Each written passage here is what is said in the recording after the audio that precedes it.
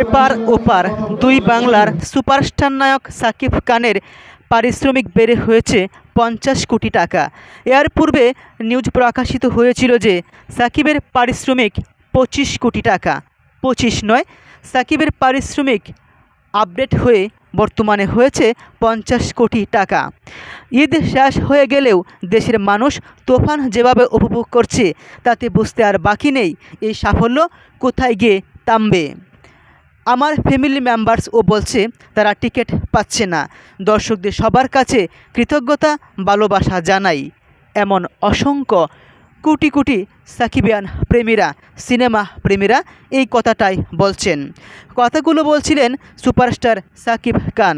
মুক্তি পাওয়া তুফান ছবির স্পেশাল স্ক্রিনিংয়ে গত সোমবার সন্ধ্যায় রাজধানীর মিরপুরের সোনি সিনেপ্লেক্সে হাজির হয়েছিলেন সাকিব খান, রায়হান রাফি এবং তার সহযোগী অনেক অভিনেতা অভিনেত্রীরাও। তার মধ্যে রয়েছিলেন জনপ্রিয় অভিনেতা চঞ্চল চৌধুরীও।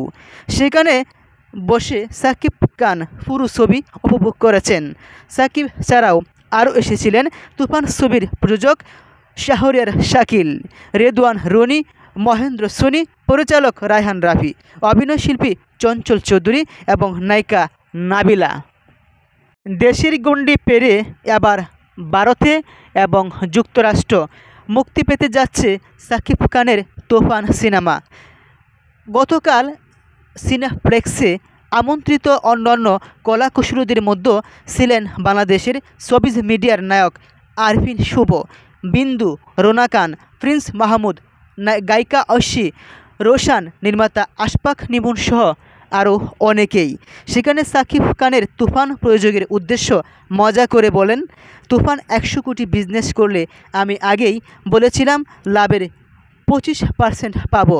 তুফান প্যান ইন্ডিয়া রিলিজ হচ্ছে, আবার ইন্টারন্যাশনাল রিলিজও হচ্ছে, তাই আরও 100 কোটি ব্যবসা করলে আমার পারিশ্রমিক হবে 50 কোটি টাকা। কথায় কথায় সাকিব খান তিনি এই কথাগুলো বলেছিলেন।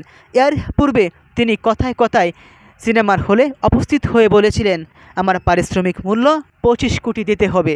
এবার ডাবল হয়েছে সাকিবের পারিশ্রমিক মূল্য। তবে কেনই বা হবেন না? অন্যান্য নায়ক এবং নায়িকাদের সিনেমা হলে মুক্তি পেলেও তেমন জনপ্রিয়তা পায় না। তবে অনেকেই সুপারিশ করেছেন সাকিব খান যেন দেশি নায়িকাদের নিয়ে তিনি কিছু সিনেমা করেন।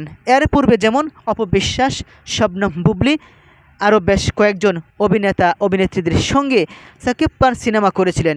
এবার তিনি চঞ্চল চৌধুরীকে নিয়েও সিনেমা করেছেন। যদিও সাকিব খানের প্রিয়তমা রাজকুমার তুফান সিনেমার গায়ক গায়িকা বাংলাদেশেরই, তবে আরও একটা রিকোয়েস্ট করেছেন অনেক অভিনেতা অভিনেত্রীরা এবং সিনেমা প্রেমীরা, সাকিব খান যেন দেশের নায়িকাদের নিয়ে সিনেমা করেন। তাহলে দেশের সিনেমা হলের সংখ্যা বাড়বে, সিনেমা প্রেমীদের সংখ্যাও বাড়বে।